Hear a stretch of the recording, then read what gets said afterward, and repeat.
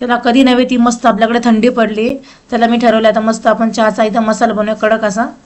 त्यासाठी मी ते बघा पॅनमध्ये 2 मोठे चमचे हिरवी वेलची घेतली आहे. आपल्याला वेलचीच्या अर्ध्या प्रमाणात बाकीचे मसाले घ्यायचे.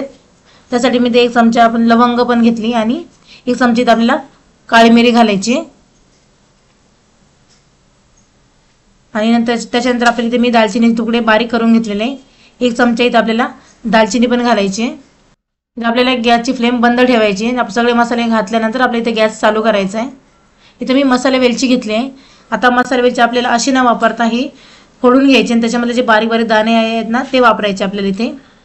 आता चला जायफळ पण घालूया. तर इथे आपले जायफळ अख्खं न घालता आपल्याला इथे अर्ध घालायचं आहे. तर मी ते जायफळचे असे मस्त बारीक तुकडे करून घेतलेत.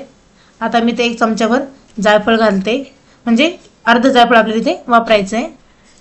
आणि छान मस्त असा कडक मसाला आपल्याला बनवायचा आहे. आता मी इथे गॅस चालू केला आहे, तुम्ही बघू शकता. आता आपल्याला हे मसाले छान मस्त मीडियम फ्लेमवरती छान अगदी आपल्या घरात सुगंध दरवळ असा मस्त मसाला भाजून घ्यायचा आहे. तुम्ही बघू शकता सगळे मसाले छान मस्त आपल्याला इथे भाजून घ्यायचे. आपल्या मसाल्याचा छान सुवास सुटला की मग आपल्याला इथे गॅस बंद करायचा आहे. चला थंडीसाठी हा कडक मसाला तुम्ही नक्की बनवा. तुम्ही बघू शकता आपल्या मसाल्यातून हलके हलकेसे वाफा यायला लागलेत आणि आपल्या मसाल्याचा सुगंध घरभर दरवळला आहे. म्हणजे आपला मसाला छान इथं भाजून तयार आहे. चला मसाला भाजला. इथे मी आता इथे गॅसची फ्लेम बंद करून घेते. आता इथे माझ्याकडे ना गवती चहा होता सुकलेला, तो पण मी इथे घालणार आहे गॅस बंद केल्यावरती. म्हणजे आपला जो पॅन गरम आहे त्यामध्येच आपल्याला हा गवती चहा पण सगळ्या मसाल्यांसोबत छान मस्त भाजून घ्यायचा आहे. चला आता गॅसची फ्लेम तर आपल्या इथे बंदच आहे. सगळे मसाले पण छान मिक्स करून झालेले आहेत आणि आपला पॅन पण गरम आहे, तर आपल्याला गवती चहा पण छान मस्त असा गरम होईल. आता आपल्याला हे मसाले थंड करून घ्यायचे. आता आपल्याला इथे घालायची सुंठ पावडर.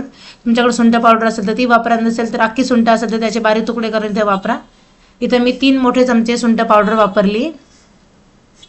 आता आपल्याला छान मसाले थंड करून घ्यायचे आणि आपल्याला मिक्सरला याची बारीक पूड करून घ्यायची. आता मी आपले मसाले छान थंड झालेत. आता मी ते एका मिक्सरच्या भांड्यात ते काढून घेते आणि याची बारीक पूड करून घेते. मस्त आपल्याला असा कडक मसालेदार चहा बनवायचा आहे. त्यासाठी मी ते 1 कप पाणी घेतलंय. माझी खूप इच्छा होती थंडीमध्ये मसाला चहा पिण्याची, पण माझा मसाला पण संपला होता. तर मी ठरवलं चला मस्त छान असा कडक मसाला बनवूया आणि त्याची रेसिपी तुमच्यासोबत पण शेअर करूया. चला आता इथे मी साखर घालते 2 चमचे. तुमच्या आवडीप्रमाणे तुम्ही किती साखर वापरता त्याप्रमाणे साखर घाला. त्याच्यानंतर मी इथे चहा पावडर 2 चमचे घालते. चहा पावडर किती स्ट्रॉंग आहे त्याच्यावर अवलंबून असं आपल्याला किती चहा पावडर घालायची. इथे मी 2 चमचे चहा पावडर आणि 2 चमचे साखर घातली. इथे मसाला पण आपला छान मस्त बारीक करून झालाय. आपल्याला एक बरणी घेऊन त्याच्यामध्ये हा मसाला मस्त भरून ठेवायचा आहे. बरणी छान आपल्याला कोरडी करून घ्यायची जेणेकरून आपला मसाला लवकर खराब होणार नाही. आता मी मसाला बरणीमध्ये मस्त भरून ठेवते हवाबंद डब्यामध्ये. खूप जास्तीचा पण इथे मसाला तुम्ही बनवून ठेवू नका. जास्तीत जास्त 1-1.5 महिना पुरेल इतपतच मसाला बनवा. मसाला खूप जास्त जुना झाला की त्याचा सुवास पण कमी होतो. चहा आपल्याला हवा तसा स्ट्रॉंग होत नाही.